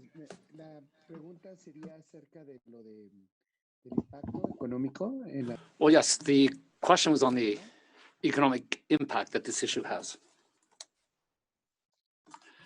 Bueno, yo lo que... Yes, go ahead. Ok. Bueno, pues coincido con mis colegas. Se ha logrado mucho el problema de todo lo que es las plantas de tratamiento, se da el seguimiento. Acá en la ciudad de Monterrey, en México, junto con Agua de Drenaje de Monterrey y la Universidad de Arizona, en conjunto con Agua, están monitoreando todos los residuos de COVID-19 y lo han estado mandando a Big Data, de tal suerte que ellos han podido empezar a ver dónde va a haber brotes nuevos de COVID. O sea, ya han hecho la correlación en dónde se va a presentar y eso les ha ayudado a prevención para prevenir la propagación del virus y también la atención de hospitalaria, ¿no? En cuanto todo el impacto financiero en el sector, pues sí, en cuanto a este tema, la afectación sin duda, el tema más importante es el económico. Será una de las principales. Los organismos operadores quedan en una posición financiera totalmente en crisis, ¿no? Por un lado, la reducción de ingresos, como lo han venido comentando, y por otro lado, el aumento de la cartera vencida al tener menos pagos, ¿no? Sin duda son factores que pondrán en riesgo la prestación del servicio en el corto plazo. Otros elementos que también nos influyen y nos impactan mucho aquí a los organismos operadores en México es el alza de los costos de mantenimiento preventivo, ¿no? Al aumentar la demanda del 20%, pues nos ha afectado de manera significativa. El pago de los insumos, aquí como bien dijo la ingeniera Patricia, nos subieron hace un año el 100% del costo de la energía eléctrica. Y recordemos que, bueno, aquí en México el 60% de nuestros costos de operación son energía eléctrica. Entonces, estamos siendo asediados constantemente por la Comisión Federal de Electricidad, una compañía nacional, que nos está exigiendo los pagos y es lo que nos trae más preocupados, ¿no?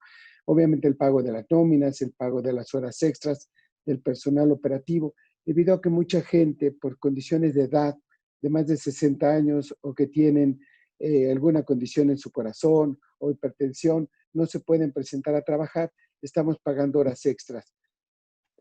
También la problemática del cobro por metro cúbico. Aquí cobramos muy por encima el costo del metro cúbico a la industria que a lo que es la población en general, ¿no? Y tenemos un subsidio para la población más desprotegida. Ese subsidio cruzado de que tomamos dinero del pago de la industria para para poder cruzarlo con los que menos tienen. Eso es una de las cosas que más nos ha afectado, ¿no? En el sector, esta prestación aquí en México ha presentado incrementos totales hasta de un 20%, tomando en cuenta que el aumento total de la demanda, ya incluyendo lo que bajó la industria y lo que sube en casas, nos ha aumentado hasta un 40%. A la reducción presupuestal federal que hemos teniendo del 84% en términos reales del 2016 a la fecha, se suma la reducción de la inversión que propios organismos podremos hacer en estas acciones. Yo quisiera resaltar aquí algo muy importante, es el apoyo que hemos tenido por parte del gobierno federal, de Conagua, como bien ya lo dijo la ingeniera Patricia, en todo lo que son los tanques, en una ampliación del programa de cloración para las pequeñas localidades. Sin embargo, quiero reconocer la labor de la doctora Blanca Cisneros, directora de Conagua, por el apoyo incansable a los organismos. Tenemos una relación muy fuerte de colaboración y de trabajo para afrontar juntos esta situación. Esto es lo que yo creo que más importante nos está sacando adelante, el estar comunicados y trabajando en equipo, los tres niveles de gobierno, municipal, estatal y federal. Gracias. Okay, thank you very much, Arturo. Bien, muchísimas gracias, Arturo. Me parece que ya nos vamos a quedar sin tiempo, desafortunadamente, así que vamos a escuchar a Sao Paulo, a Torsad Ribeiro, porque tenemos algunas preguntas del público, así que por lo menos me gustaría que hablásemos un poco de estas preguntas que se han formulado. Sí, la mayoría de los temas que quería señalar yo ya se han mencionado. Señor Ribeiro, sí. Can you hear me? ¿Me oyen? Okay. Sí, sí, adelante, adelante. So I would like to point to a few topics that have not been thoroughly discussed. Talking about resilience, I think trust is essential.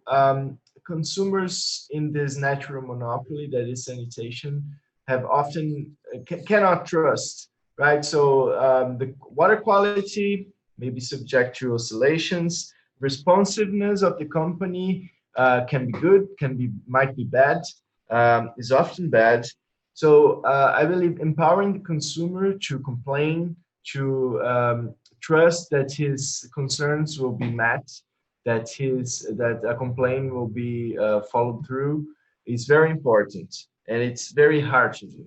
Companies do not do this naturally. They must be held accountable, and there must be a governance system to do that. When people trust that these things will happen, that the water will be good, that the service will be good, that there's a complaint channel, I think a lot of things that would not otherwise go right. So finding ways to empower the consumer in a natural monopoly is a big challenge, but it can create a lot of resilience in the system. Okay, thank you very much,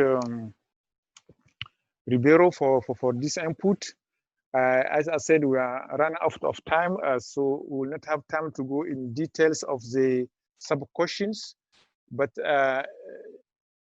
send to us your input so that we can consider them within the final report. We received some questions from the audience, and we have one specific question to Patricia. This concerns how to balance treatment with chlorine and potential pollution by chlorine derivatives. Patricia?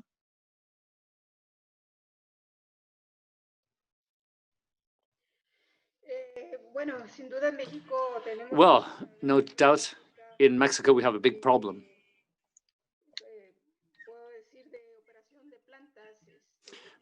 In our installations and how they function. And so this means that some rivers have been contaminated. We're facing important problems, basic problems, which has not allowed Mexico to have the treatment plants that are already built and that are necessary. The basic problem that we have is that we need to change the management model that we're using. in Mexico, because it depends on the different municipalities, different districts. And if we don't manage to build capacities in these services, and maybe even through the building of infrastructures, if we don't do this, we won't be able to guarantee the adequate functioning of the treatment plants. And this has created enormous chaos. And right now, about 40% of treatment plants are out of operation right now, with all the consequences that this represents. So it's complicated.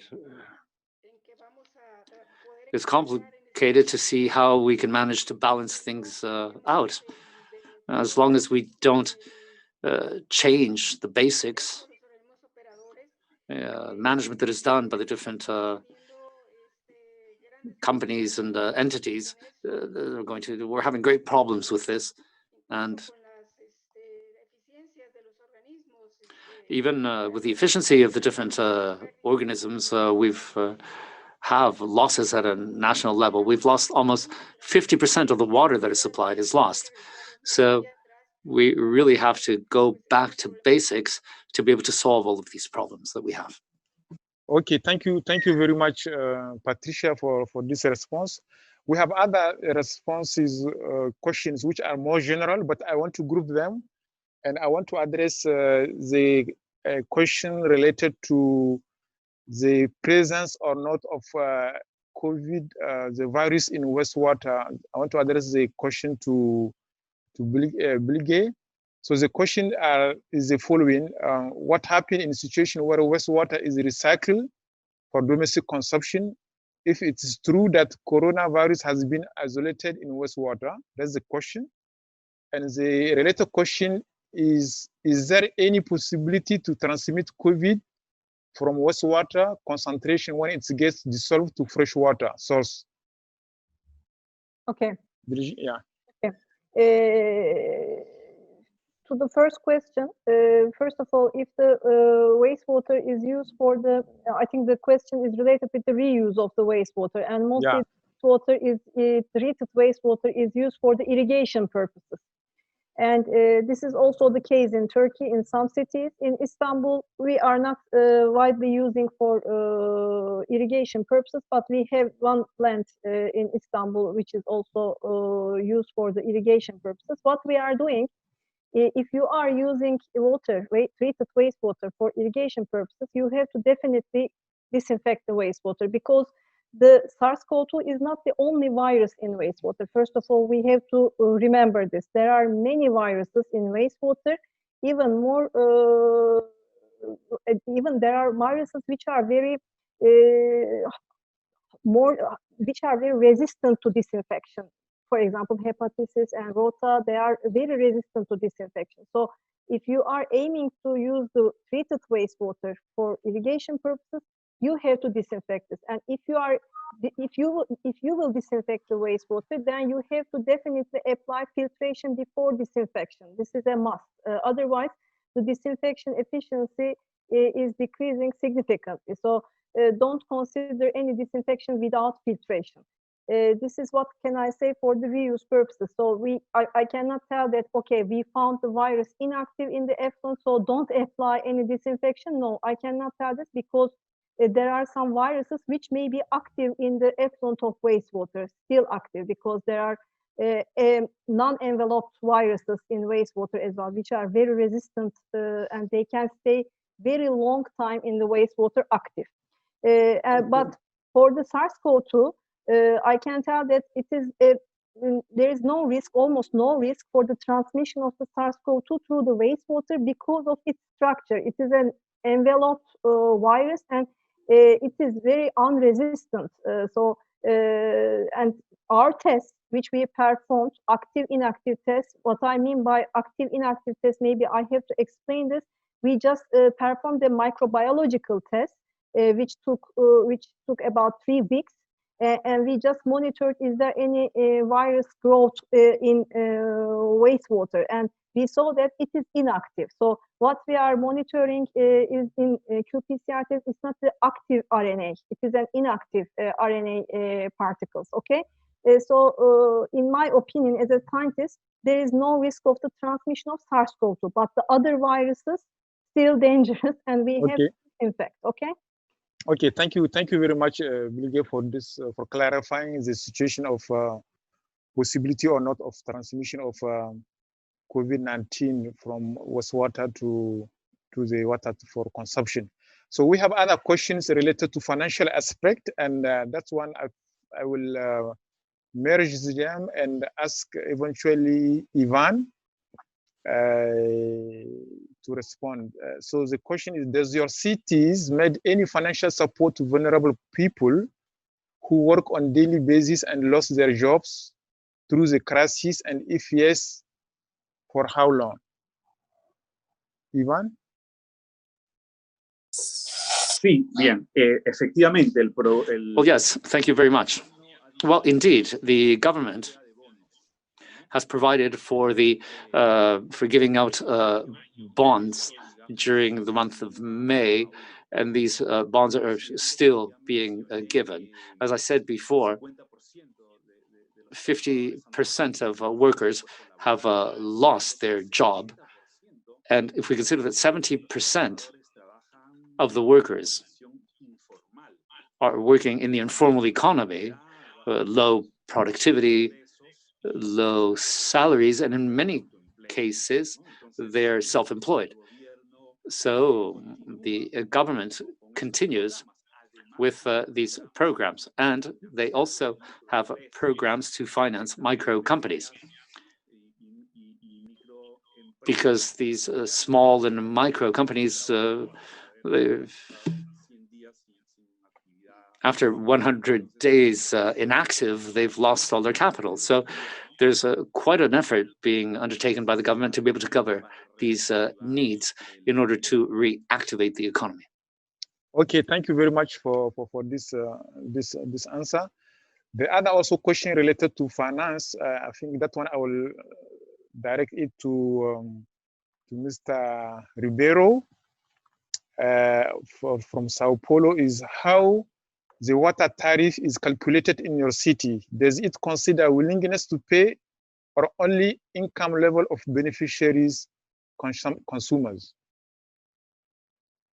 Thank you. This is a very good question. We're debating this right now. No, it mostly does not consider the capacity to pay. As I said, there are some tiers.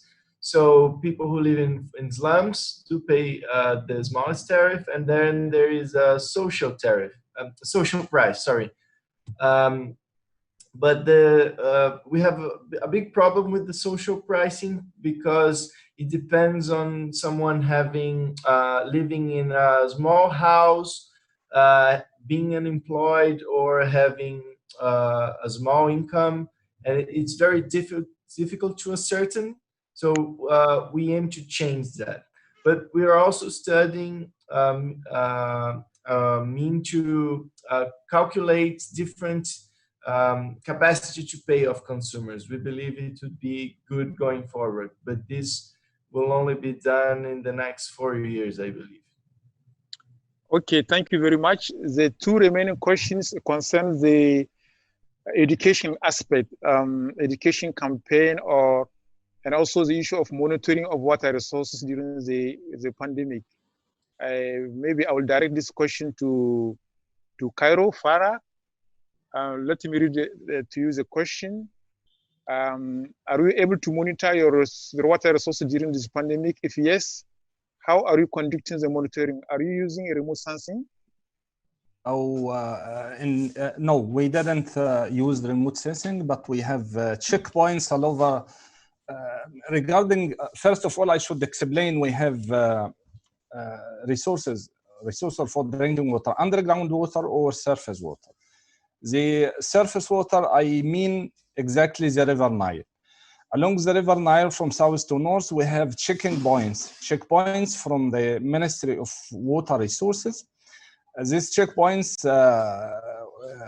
there are peoples who are collecting samples daily sampling program from those points along the River Nile, and they check the water to detect if there are some accidental pollution or chemical pollution or discharge from the Nile cruises or from or direct discharge for untreated sewage. So this is the role of Ministry of Water Resources, and they doing this job in a good manner. The second point for the intake of water is coming from the affiliated company. So each drinking water treatment plant should apply the water safety plans. Water safety plans, one of the items applied in the water safety plans is to assess the risks may associated in the intake of the drinking water treatment plan. Thank you. Okay, thank you very much. I think the last question on what an education campaign, maybe I will address it to Patricia from Mexico. Did you have any, perform any education campaign vis-a-vis the sustainability use of water during the pandemic? Sí, claro que sí. Hemos, Yes, of course we do. We've worked through ANEAS. We have the Escuela del Agua, the School of Water, and we've strengthened this program during the pandemic through digital means.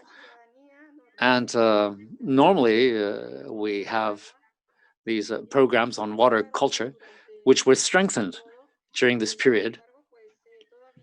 However, we still have to do a lot more, especially to find that resilience and that awareness of the citizenry and of all the users, for them to take better care of water as well. Because I think that there's still not a clear awareness that there are high consumption levels in some areas where there should not be such a high consumption level.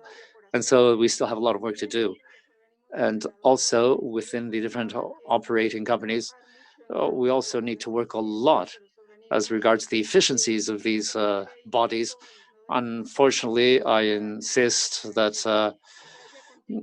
things are not helping for there to be continuity in the programs and all the different processes for their improvement. And so I think this is something that we're also seeing and that require the taking of decisions to change a model for water management. But unfortunately, yes, we do have problems. And in the schools, well, also, there's also programs on water culture that we're using for that. Okay, thank you very much, all the speakers, the panelists. We are really at the end of this webinar. This was very, very rich. Those discussions were very, very rich, and it's difficult really to summarize, but I will try to summarize our discussions. What we discussed initially was, during the first session, what were the impact of the pandemic on the water management. And you have been able to identify numerous challenges, impacts of COVID-19 on the activities of water service delivery within your cities. And one of the key impacts I think we need to emphasize on this is the impact related to the loss of revenue. I think many of you highlighted this issue of loss of revenue. And the other one is how to reach the most vulnerable. Reaching the most vulnerable was also an issue which was really highlighted within those impact. Of course, vis-a-vis the science, we clearly realize that the virus can be within wastewater, And good example were shared on this. A project is going on in Istanbul regarding how to use the existence of the virus within wastewater really to monitor and even to at some point in time to be an early warning system which could be used. Of course, we have other impacts, but those are the key impact I could highlight because of sake of time. Then we discuss the responses. What are the responses?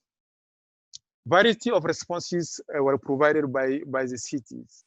And really here I appreciate the effort made by the cities to provide services to those who cannot afford during the COVID-19. Those who lost their jobs, those who are most vulnerable, who are far from a tape. The cities made effort to accommodate all those people. And then this is very, very commendable. And also we have other responses which were highlighted. But for me, this is one of the key response because as we all know, the most vulnerable are also those who are most vulnerable to the virus. So if they don't have water to wash their hands, how can they fight the virus? So this effort really of accommodating, not to cut off the services to those who cannot pay their bill, using water tanks to reach them. This is really extremely important as a response. Now, this last session concerns the lesson learned. We learned a lot of things on this situation. And as I said, majority of your cities are continuing facing the pandemic and will continue certainly facing it. But we have already identified what are those avenues, those areas in terms of lesson learned so far. And one of the biggest lessons learned so far is cooperation. Cooperation coming together to solve to address the issue of water within the city, the issue of sharing the information. This is very critical. Sharing the information, the data is extremely important among the partners. Also the issue of using technology, which taught us that if you want to achieve this, address this COVID-19 and also in the future, you need to invest on technology. And this is very, very, very important. And also one aspect I think highlighted by Ivan is on this critical importance of sanitation. Because when it's come to pandemic, sanitation is critical. And this pandemic highlighted the discrepancies in some cities or also in some countries on the responsibility of sanitation governance. And his suggestion is that because of the experience, central government need to take over, need to really to emphasize on addressing the issue of sanitation and provide the means so that the sanitation aspect is well considered. So those are a few things I gathered. So I said this is not really the global summary of the webinar. We will share with you a report, and also please send us all your input so that you can well capture your input within the final report. So I would like really to heartfully thank you for your contributions. We are very, very grateful, thankful, and we command really all your input, and also all the participants. Also, I realized that there was a lot of conversations going on within the chat. This was clearly is the testimony of the importance of this webinar. COVID-19 did have impact on water within cities, and the experience we learned here, in order to build the resilience of cities, will be very useful for the future, because cities will continue facing challenges. Cities will continue facing shocks like climate crisis. So above all, cities must be ready to sustain the resilience. That is the way forward. Cities must sustain the resilience when it's coming to the issue of water. This is my final message, to call upon all the cities in the world to build resilience so that they can face future similar pandemic, and also to address the issue of climate change. So thank you very much for all your time. We are really very grateful. Thank you. I don't know if my colleague Alexandros, I also want to thank all the team who work tirelessly behind the scene. We are seeing them with Alexandros, and thank you very much for that. And also the interpreters who also at the back helping us to communicate. So thank you very much. Thank you. Thank you very much. Goodbye to you all. Bye. Thank you. Bye all. Thank you Bye. very much. Thank you. Thank Goodbye you. all. Bye. Bye. See you. Bye. Adiós.